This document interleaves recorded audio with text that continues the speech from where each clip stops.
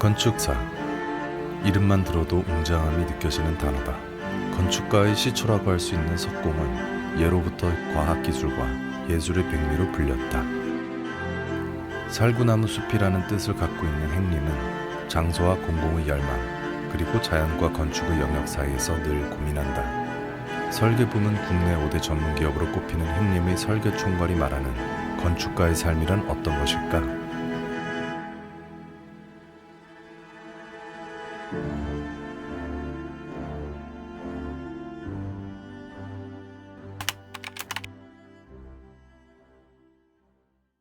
저희가 현재 지금 780명으로 알고 있고요. 저희는 종합 설계 회사여서 디자인을 주로 설계를 진행하고 있고, 최근에 했던 프로젝트는 오창 방사선 가속기, 그리고 포항 4세대 방사선 가속기, 등등이.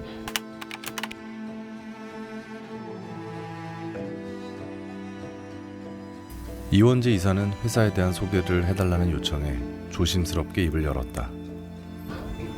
행님의 슬로건은 한국말로 하면 모든 것은 당신으로부터가 저희 슬로건이고, 저희 하는 모든 디자인들은 일반 직원들과 모든 임직원으로부터 나온다는 게 저희 슬로건이에요. 80여 개 되는 것 같아요. 감리 프로젝트는 한 130여 개 되는 것 같아요. 전국에 이제 사이트가 있고 다 흩어져 있고, 크게는 정부를 상대로 하는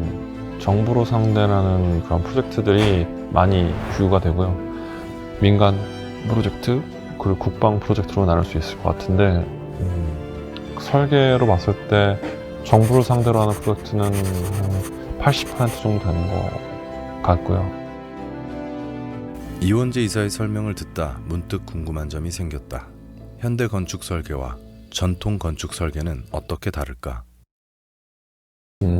아무래도 전통 건축 설계 방식은 기존에 이제 도제식으로 많이 이루어져 있어서 작가나 마스터나 어떤 대가가 이제 어떤 큰 특정 선이나 마스터 플랜을 그리면은 그거를 이제 현실화하는 데 많이 포커스가 맞춰 있는 반면에, 현대에 들어와서는 디지털 기술을 이용을 해서, 물론 그런 부분도 중요하지만 어떻게 창의적이고 이제 콜라보레이션이 가능한 그런 건물을 만드는 데 더 초점이 맞춰 있는 것 같습니다.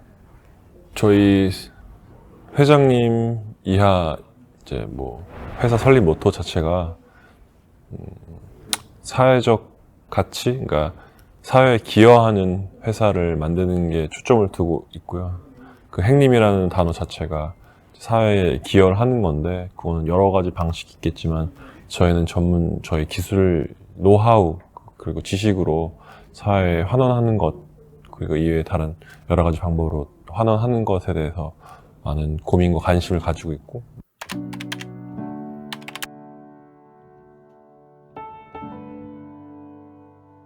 회사의 가치가 사람에 있다고 강조한 그는 설계하는 사람과 그 설계로 만들어진 건축물을 이용하는 사람 모두를 위한 것이 행림의 설립 이념이라고 설명했다.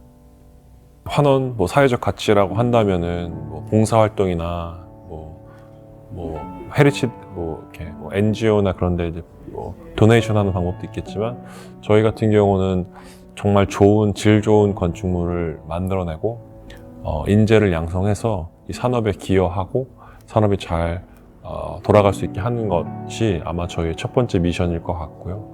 두 번째로 저희가 다른 방면에서 부차적인 교육이나 그리고 봉사, 그런 것들이 기회가 된다면 할 수 있도록 노력을 하고 있죠.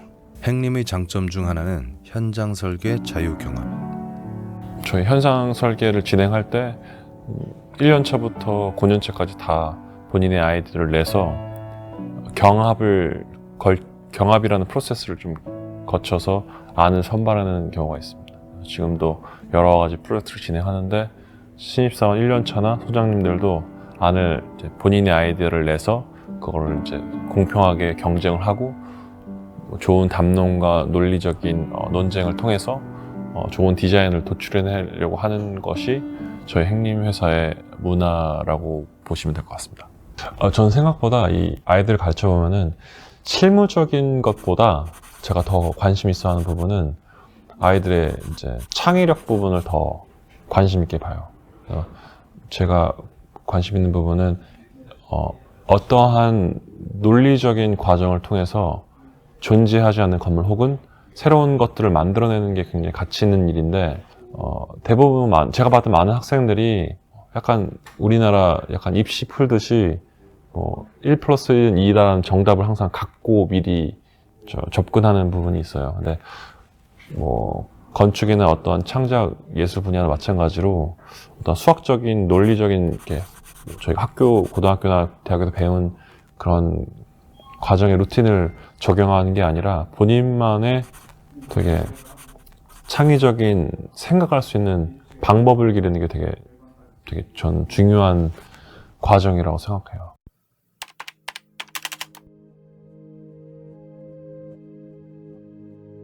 그렇다면 좋은 건축가가 되기 위해 필요한 것은 무엇일까? 그에게 물었다. 해보지 못했던 창의적인 영역의 것들을 논리적으로 잘 발달시키는 것. 그게 글이 됐던 영어가 됐던 미술이 됐던 조각이 됐던 그런 훈련을 하는 게 되게 좋은 준비라고 생각합니다. 어차피 건축을 하게 될 거면 실무는 배우고 언젠간 익힐 텐데 그 창의적인 영역은 누군가 가르쳐줘서 될 수 있는 부분은 아니거든요. 오로지 본인의 경험과 유니크한 경험과 그런 관심에서 나오는 거기 때문에 수능 공부하듯이 이렇게 얻어낼 수 있는 건 아니라고 봐요. 오히려 학교에서 아이들 가르치다 보면은 성적 높은 아이들이 건축을 못할 때가 더 많아요. 창의성이 떨어지기 때문에. 늘 새로운 방식의 도전을 한다는 이 이사에게 도전적 질문 하나를 던졌다. 창의성 유지를 위해 그는 어떤 노력을 했을까? 여행을 많이 갔던 것 같아요. 여행 가서 그림을 그리거나 영화 같은 걸 많이 보거나 그런 것들이 저의 영감에 많은 도움이 되고 항상 제가 보았던 걸 다이어리든 컴퓨터 그래픽이든 작업하는 것들을 꼭 했던 것 같아요. 생각보다 평범한 답변이 돌아왔다. 이원재 이사는 냉정한 현실 조언도 잊지 않았다. 전문가가 아니고 고등학생이나 대학생 비전문가가 누군가 건축가가 되고 싶다고 한다면 유튜브나 이런 인터넷에 없는 게 없다고 하지만 건축이라는 거는 사실 실무를 하면서 배우는 부분이 굉장히 많기 때문에 아무래도 학교와 실무에서 배우지 않으면은 못 배우는 부분이 굉장히 많죠. 학교를 가지 않더라도 본인이 혼자 집을 지어보던가 설계를 직접 해보지 않는 이상은 배울 수 있는 한계가 있기 때문에 그런 부분은 아직 건축에서는 좀 어렵고 요즘에 챗 GPT나 여러 가지 인공지능 툴로 배울 수 있냐고 물어보시는 분들 계시는데 사실은 그것도 한계가 많이 있습니다.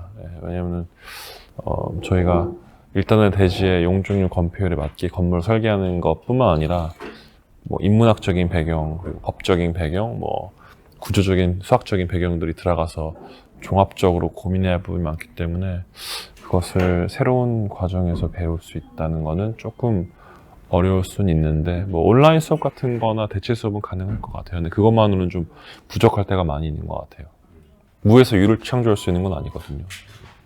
좋은 도자기를 만들기 위해서 그 전에 도예가한테 수백 년 동안 노하우나 지식을 배운 것을 발전시켜 나가는 과정이 있는 것처럼 건축도 마찬가지로 갑자기 멋있는 건물을 짓는 게 아니라 저희가 지금 제가 디자인하고 있는 모든 디자인에는 모터라는 게 있고 그 근원을 먼저 배우려면은 건축 역사 그리고 인문학적인 지식 이제 일반 교육 과정에서 배우는 지식들이 필요하고 거기에 더해져서 저희가 기술적으로 건축적인 지식을 더해서 완성시켜 나가는 게 건축이기 때문에 인문학적인 배경은 아마 그런 건축의 근간을 이해하는 근본을 이해하는데 굉장히 중요한 그런 요소라고 할 수 있습니다. 사실은 해외에서는 아뜰리에든 대형사든 그 회사가 갖고 있는 디자인의 그런 모토나 어떤 디자인을 갖고 있는지를 먼저 보는 게 좀 더 약간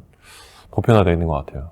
일례로 사실은 그 건축 노벨상이라고 하는 프리츠커 프라이즈를 받으신 일본의 안도 다다오이라는 분은 대학을 나오지 않고도 그 프리츠커 프라이즈를 받았죠.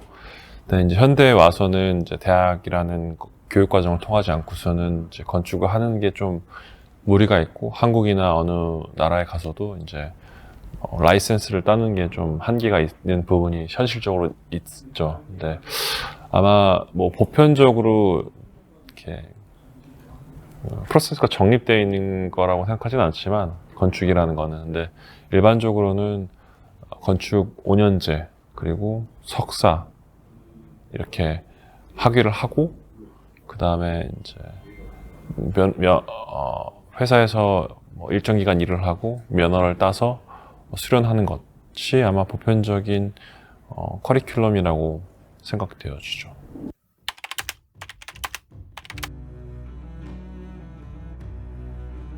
머릿속이 설계 도면으로 가득한 사람의 꿈은 어떤 형태일까? 그에게 물었다. 제 개인적인 철학은, 저는 사람 살리는 건축을 하는 게 저의 철학이에요. 그래서 제가 어떤 분야에 최선을 다해서 열심히 해서 그 재능으로 학생들한테 재능을 기부하고 어려운 이들한테 저는 한 사람을 살릴 수 있다고 생각을 하거든요. 그래서 그런 게 저는 되게 좀 중요한 모토고, 직원들이나 새로 들어온 분들한테 저의 철학은 이러니까, 물론 일을 잘하는 것도 중요하고 좋은 성과를 내는 것도 중요한데, 우리가 정말 찾는 가치는 무엇인지 고민해달라는 말을 많이 하죠. 네. 제가 20살 말쯤에 좀 고등학교 때 친한 친구가 자살하는 사건이 있었는데, 그 친구 장례식을 가면서 그런 생각이 들었던 것 같아요. 아, 내가 이 친구 곁에 좀 더 있었고 더 좋은 영향을 줬으면 이 친구를 살리지 않았을까 하는 생각이 들었었어요. 그때 그런 게 절실하게 들었고, 그 이후로 제 주변에 있는 사람한테 어떻게든지 좋은 영향을 줘야 되겠다.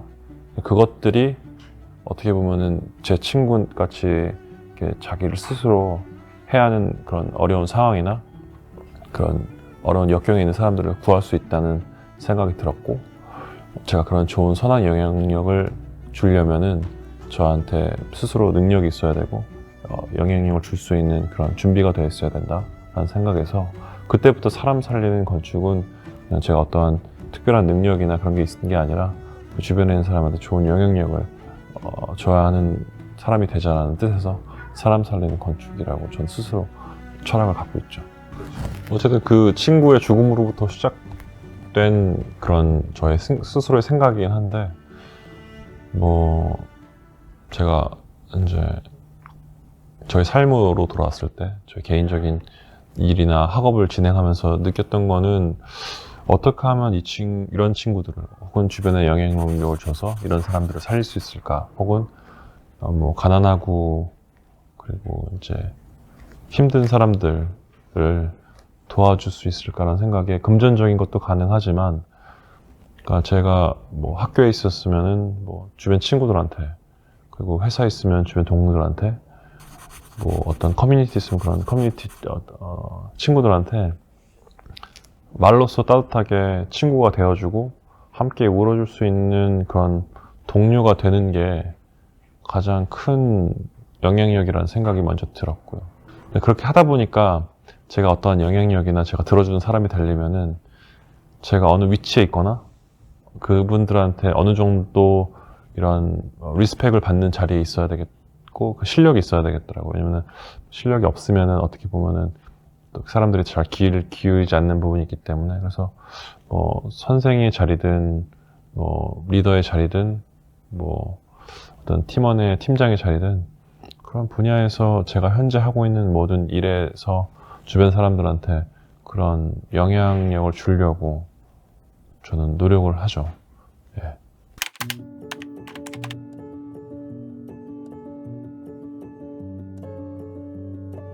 국내 건축이 세계적인 수준이 되는데 방해 요소는 무엇일까? 이원재 이사는 선뜻 대답하지 못하다 입을 열었다. 한국 건축 환경에서는 그 좀 어려운 부분이 있는 것 같아요. 거기 안에 이제 많은 규제와 뭐 법규와 뭐 인허가 절차들이 안에 포함되어 있을 것 같고, 근데 만약에 동등한 위치에서 해외에 있는 건축가랑 뭐 실력을 겨룬다? 하면 이제 실력 면에서는 뒤지진 않지만 아무래도 저도 마찬가지로 창의적인 부분에 있어서는 물론 한국의 창의적인 부분이 굉장히 많은데 저는 아직까지는 되게 저희가 왜냐면 이게 뭐 K-팝이나 K-건축이라 할 만한 그런 요소가 없거든요. 예를 들면 일본 건축의 어떤 특성, 이탈리아 건축의 특성이 있는데 한국은 한국 건축의 특성이 사실은 이렇게 뚜렷하게 나타나는 거는 없는 것 같아요. 저희는 뭐 유럽의 것도 있고 일본의 것도 있고 다양한 문화 양식이 결합된 부분이 있어서 아마 그게 특징이라면 특징일 수 있는데 시스템적으로 한국에서는 그러니까 일례로 뭐 DDP나 뭐 이화여대라는 그런 뭐 이화여대 그 ECC 같은 경우를 제외하고는 이 한국 실정 그 제도나 법규에서 그리고 이제 공사비 규모에서는 그거를 그 건축 가치를 인정해주는 부분이 좀 적어요. 아마 그런 것 같아요.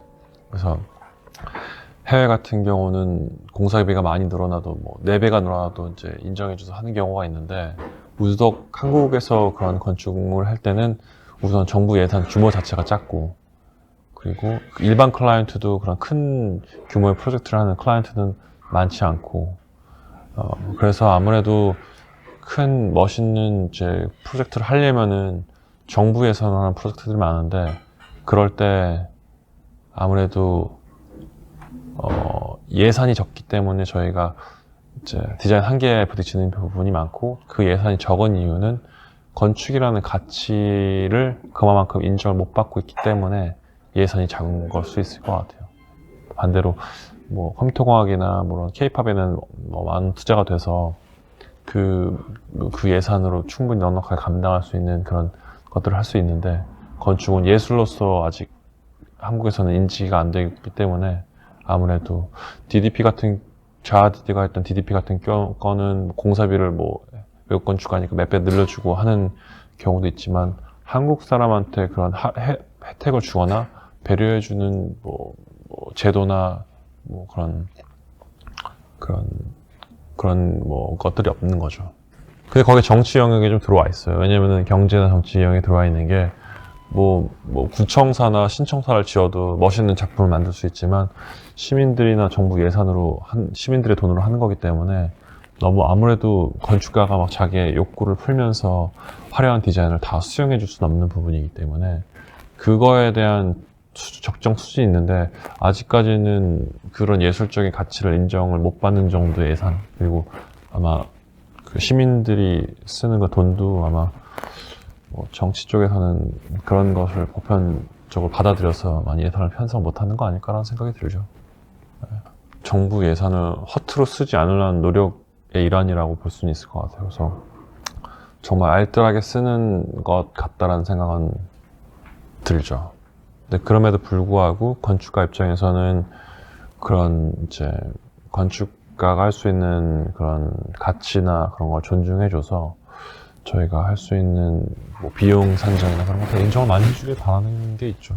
또 이렇게 박스형 건물을 짓거나 혹은 어떤 공간에 좀 특수한 뭐 사람들이 느끼기에 되게 너무 쾌적한 환경의 재료를 쓰려고 하다 보면은 비용이 올라가는데 그런 지금 제가 사례로 든 뭐 DDP나 ECC 같은 경우는 뭐 되게 기하학적이고 뭐 그런 부분들을 다 반영을 해준 건데 그런 기하학적인 비정형적인 건물이 들어가다 보면은 비용이 오를 수밖에 없죠. 현실적으로 계산하는 범위가 넓어지고 뭐 더 많은 인원들이 투입이 되기 때문에 뭐 인공지능은 10년 안에 올 것 같다는 생각이 들긴 들어요.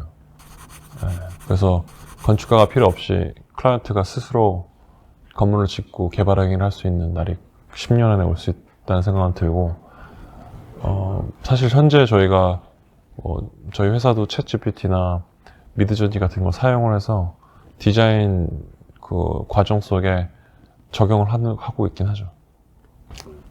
뭐 뭐 인문학적인 배경을 물어볼 때도 있지만 뭐 저희가 직설적인 질문, 뭐 이런 개발 행위를 할 때 뭐 이런, 그러니까 저희가 되게 엄청난 질문을 많이 해요.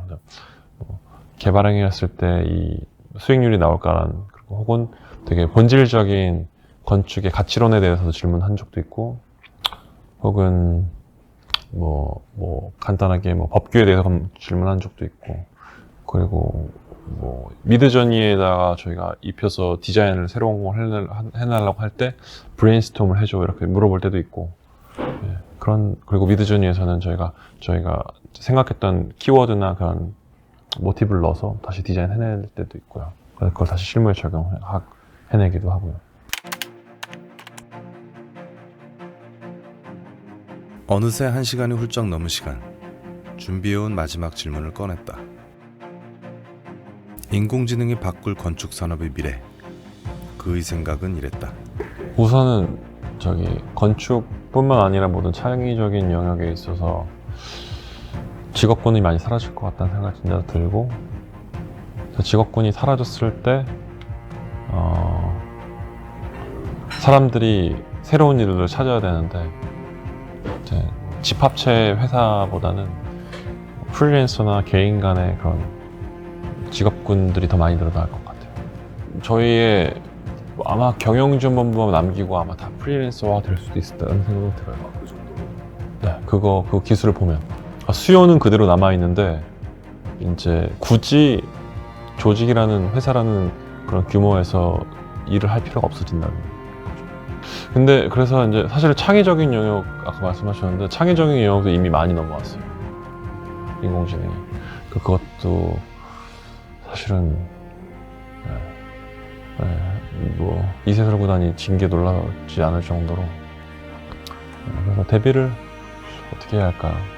저도 고민인데요. 그게 제가 봤을 때 BIM 툴도 없어질 수도 있어요. 인공지능이 바로 지금 이제 도면 손으로 그리는 거 CAD, BIM 이제 매뉴얼, 2D, BIM으로 넘어온 시점인데, BIM은 3D인 거고요. 근데 그 다음 단계는 이제 바로 인공지능 안에서 도면이나 BIM, 2D가 다 해결될 수 있는 것으로 넘어올 수 있는 확률이 높을 것 같아요.